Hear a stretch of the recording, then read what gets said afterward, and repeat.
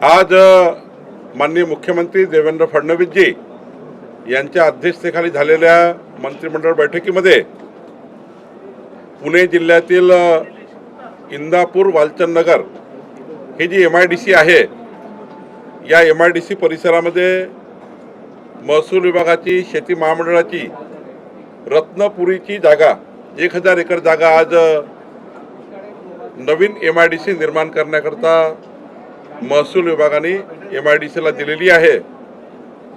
इंदापूर येथे वालचंदनगरमध्ये रत्नपुरीमध्ये एक नवीन MIDC होणार आहे। सोबतच मौजा विकासवाडी कोल्हापूरमध्ये तालुका करवीरमध्ये, कोल्हापूर जिल्ह्याच्या करवीर तालुक्यात विकासवाडी आहे, या ठिकाणी 12 हेक्टर जमीन नवीन आंतरराष्ट्रीय क्रिकेट स्टेडियम करता आज आपण दिली आहे। महसूल खात्याची जमीन विनाशुल्क क्रिकेट स्टेडियम करता, आंतरराष्ट्रीय क्रिकेट स्टेडियम करता आज मंत्रिमंडळाच्या बैठकीच्या माध्यमातून ही मंजूर केली आहे। नागपूर जिल्ह्यामध्ये लिंगा येथे कळमेश्वर तालुक्यात येथे Coal to chemical Coal gasification जो प्लांट आहे, याकरता 117 हेक्टर जमीन आज MIDCला आम्ही दिलेली आहे। हाही एक महत्त्वाचा निर्णय आज उद्योग विभागाच्या माध्यमातून ही जमीन देण्यात येईल आणि एक मोठा रोजगार या ठिकाणी निर्माण होणार आहे। आणि सर्वात महत्त्वाचं, राज्यामध्ये 11 ॲडिशनल कलेक्टरची नवीन पदे निर्माण करण्याकरता मंत्रिमंडळाने मंजुरी दिलेली आहे। आज महत्त्वाच्या 4 विषयावर मंत्रिमंडळाने या विषयाला महसूल खात्याच्या मान्यता दिली आहे। सर, राज ठाकरेंनी आज ज्या प्रकारे मौन मागातून टीका केली आहे, नकाळ गोवधनपासून काही शब्द वापरले, कसं वाटतं? नाही, राज साहेबांनी वगैरे ते आमचे मित्र आहेत, पण मी यावर काही फार बोलावं असं नाही, पण राज साहेबांनी आपली उंची तपासली पाहिजे की मोहन भागवतजींनी आपलं जे संपूर्ण आयुष्य जे आहे ते राष्ट्रीय कार्याकरता आणि समाज निर्माण करण्याकरता आपलं जीवन समर्पित केलं आहे। आणि मोहन भागवतजीबद्दल बोलणे हे राजसाहेबांनी हे सूर्याला दिवा दाखवण्यासारखं आहे। मला वाटते राजसाहेबांनी मोहन भागवतजीवर बोलणे हे काय मला वाटतं योग्य दिसत नाही। सर, चंद्रपूरमध्ये उद्धव ठाकरे यांच्या पक्षाचा पाठिंबा घेऊन महापौर भाजपचा झालेला आहे। नाही, काँग्रेसची आपसात झालेली भांडणं म्हणून आम्ही या ठिकाणी तिथले नगरसेवक कंटाळले होते। काँग्रेसच्या लाथाड्या त्यांना आमच्यापेक्षा जास्त नगरसेवक निवडून दिले, पण तिथल्या लाथाड्या ज्या आहेत काँग्रेसमधल्या, प्रामुख्याने 2 गटात जे वाद चालले, त्यामुळं सत्ता स्थापनेपूर्वीच जर असे वाद असतील तर महापौर झाल्यानंतर किती वाद होतील आणि जे डेव्हलपमेंटचा अजेंडा आहे तो कसा पूर्ण होईल।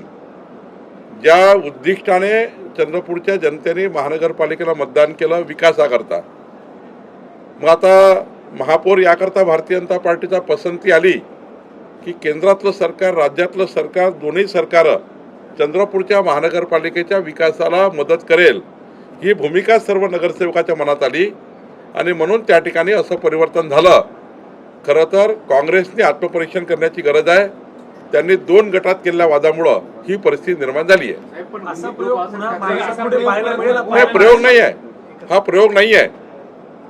नगरसेवक कंटाळलेले होते। ॲक्च्युली जर आपण निवडून कशाकरता आलो आहे, डेव्हलपमेंट करता आलो आहे। मग डेव्हलपमेंट करता निवडून आल्यावर भूमिका काय असली पाहिजे? भारतीय जनता पार्टीचा महापौर जर असेल तर केंद्र सरकार राज्य सरकारच्या तिजोरीतनं मॅक्झिमम कामं त्या ठिकाणी करू शकतं, पैसा आणू शकतं, निधी आणू शकतं।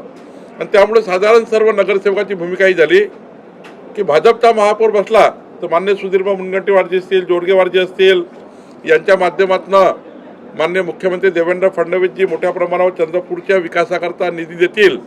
आणि भावना आहे ही, लोकभावना आहे ही, नगरसेवकाची भावना आहे आणि म्हणून या ठिकाणी हे परिवर्तन झालेलं आहे।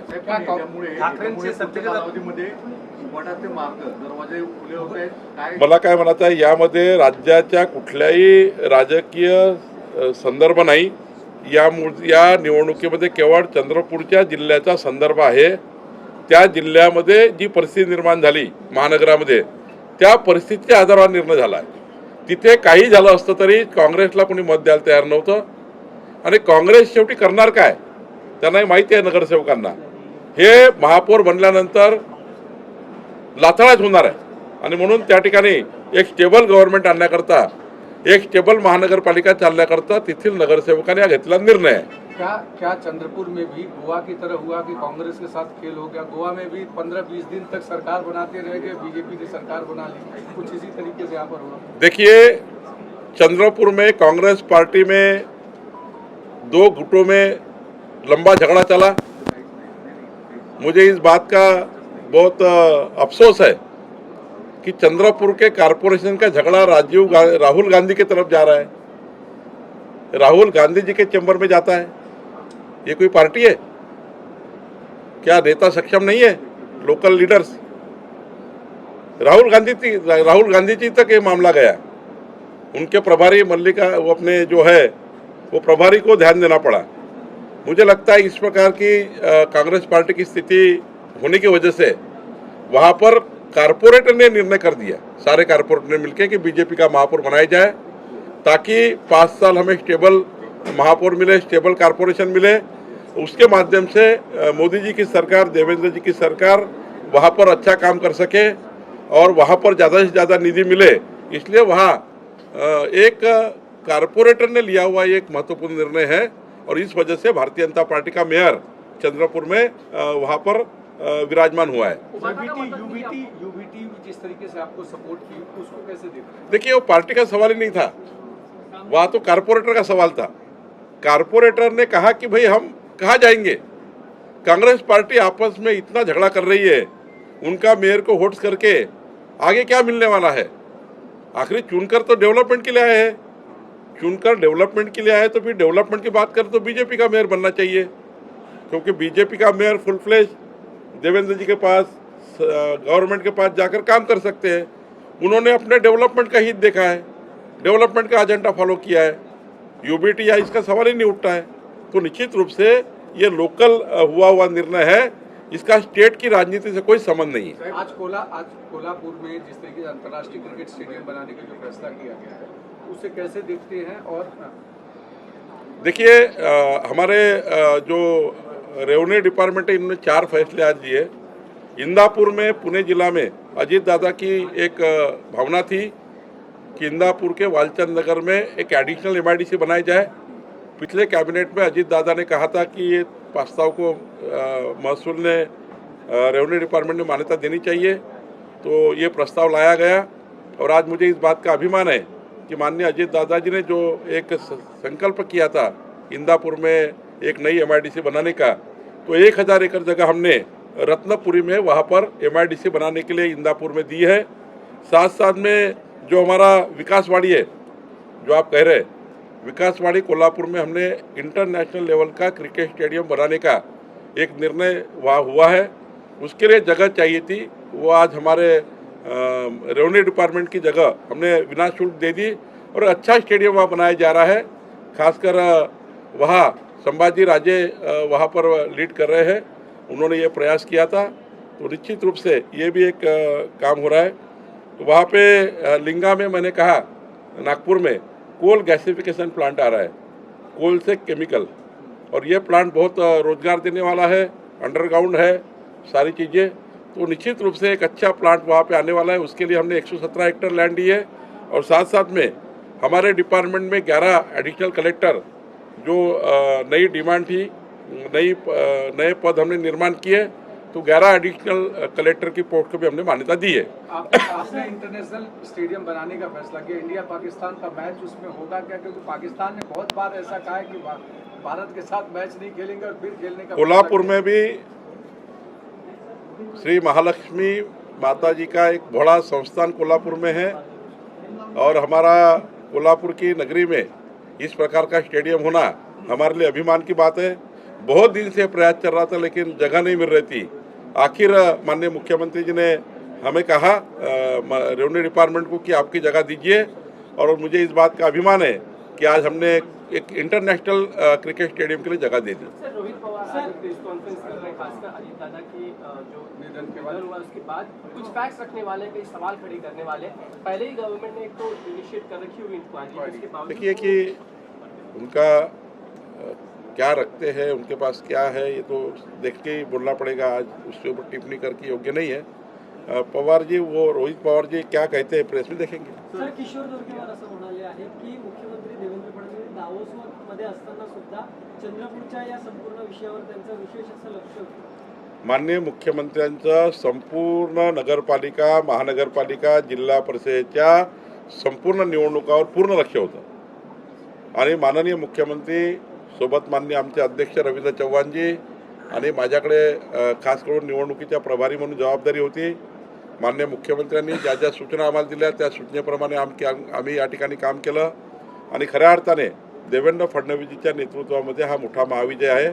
महाविजय 2025 आणि 26 हा भारतीय जनता पार्टीच्या दृष्टीने मोठा महाविजय आहे आणि माननीय मुख्यमंत्री देवेंद्र फडणवीसजी यांच्या नेतृत्वामध्ये आम्ही महाराष्ट्रामध्ये क्रमांक 1चा पक्ष म्हणून या ठिकाणी दिसतो आहे आणि पुढे सुद्धा आम्ही या ठिकाणी चांगल्या पद्धतीने परफॉर्म करू। आमची संघटना 1,51,00,000 आमचे जे स्थानिक सदस्य आहेत आणि आमचे 1 लक्षच्या वर क्रियाशील मेंबर आहेत, यामध्ये आमची पार्टी सक्रियपणे काम करते आहे। संघटना आणि सरकारचं त्या ठिकाणी भूमिका, एकीकडे संघटना, दुसरीकडे देवेंद्रजींचं नेतृत्व, हे त्या ठिकाणी 2 चाका आहेत। या 2 चाकामुळे आम्ही या महाराष्ट्रामध्ये ही घोडदौड करू शकलो। पुढच्याही काळामध्ये महाराष्ट्रामध्ये भारतीय जनता पार्टी आणि महायुती चांगल्या पद्धतीने घोडदौड करेल आणि 2047 पर्यंत पुढचे 21 वर्ष महाराष्ट्रामध्ये भारतीय जनता पार्टी आणि महायुतीच त्या ठिकाणी सरकारमध्ये राहील। केंद्रात तर राहणारच आहे, पण राज्यात सुद्धा देवेंद्रजींच्या नेतृत्वामध्ये आमचा महाविजय हा 2047 पर्यंत होत राहील आणि विकसित महाराष्ट्राचा संकल्प पूर्ण होईल। एप्रिल महिन्यामध्ये महाराष्ट्रामध्ये राज्यसभेच्या 7 जागा रिक्त होत आहेत। आता जर सगळ्या स्थानिक स्वराज्य संस्थेच्या निवडणुका आणि बाकीचे इतर आमदारांची संख्या या सगळ्या आधारावर सगळ्या गोष्टी काही पुढच्या विधान परिषदेमध्ये पण जागा रिक्त होत आहेत। राज्यसभेमध्ये भाजप आणि महायुतीच्या सर्वाधिक जागा जिंकतील असं म्हटलं जातं, पण महाविकास आघाडी एकतरी जागा जिंकेल का? त्यांना संधी मिळेल का? त्याच्यामध्ये बायफार्केशन कसं राहील, त्यांच्यामध्ये कोण कुठल्या सीटवर लढणार आहे, कुणाला राज्यसभा देणार आहेत, कुणाला विधान परिषद देणार आहे, यावर सारं गणित राहील। शेवटी त्यांच्या अंतर्गत जर लाथाड्या झाल्या तर मग देव जाणे।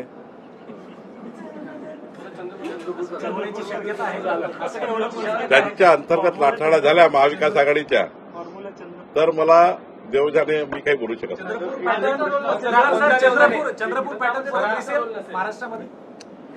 चंद्रपूर पॅटर्नचा काही सवाल नाही आहे।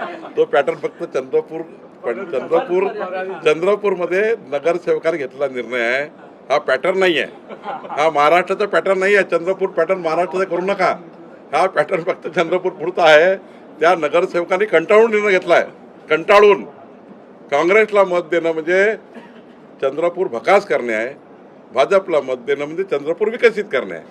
हा त्या ठिकाणी खरा मुद्दा आहे। त्यामुळं चंद्रपूरमध्ये भारतीय जनता पार्टीचा महापौर आहे। पारिवारिक आमचे संबंध आहेत। शेवटी लग्न जुळणे, लग्न होणे, समारंभ होणे हा खुशीचा त्या ठिकाणी कार्यक्रम आहे। खूप चांगला त्या ठिकाणी आनंदाची गोष्ट आहे आणि त्यामुळं त्याच्यामध्ये काही गडकरी साहेब, देवेंद्रजी, आम्ही असं वगैरे मध्यस्थी करून असं वगैरे नाही। त्या परिवाराच्या त्या ठिकाणी मुलामुलींनी आणि त्या परिवाराने घेतलेला निर्णय आहे आणि आनंदाची गोष्ट आज सुप्रिया सुळेजी यांची मुलगी त्या ठिकाणी अरुण लखांजी यांचा मुलगा असं त्या ठिकाणी आज मी बघितलं की ते त्या ठिकाणी विवाह संबंधात जोडले जात आहे। खरं तर आज सोशल मीडियावरही आलेलं आहे।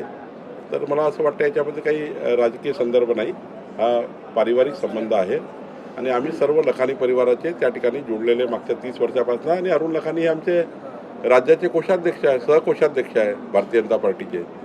मीर कोटेचाचे आमचे कोषाध्यक्ष आणि सहकोषाध्यक्ष आमचे अरुण लखानी आहे। त्यामुळं पारिवारिक संबंध हा काही पक्षीय राजकारणातून दूर आहे। सर, ये इसी में कि रेवती सुले नागपुर की बनने जा रही है, सोशल मीडिया पे खबरें हैं। नागपुर की होने जा रही है। बीजेपी का पहले से ही स्थानीय परिवार से बहुत पहले भी आपका रिश्ता रहा है। देखिए, पिछले 30 साल से देवेंद्र जी, नितिन जी, हम सब लोग नागपुर के अरुण लखानी जी के संबंधित हम पारिवारिक हैं। अब ये बहुत खुशी की बात है जो माननीय सुप्रिया सुले जी की बेटी और अरुण लखानी जी के बेटे विवाह बंधन में आ रहे हैं, तो हमारे लिए खुशी की बात है।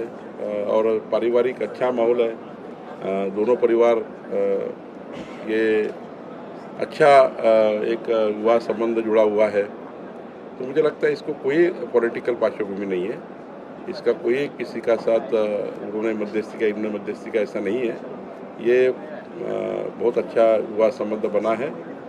अरुण लखानी जी हमारे पार्टी के को ट्रेजरर भी है, तो निश्चित रूप से ये संबंध में हमें भी खुशी है।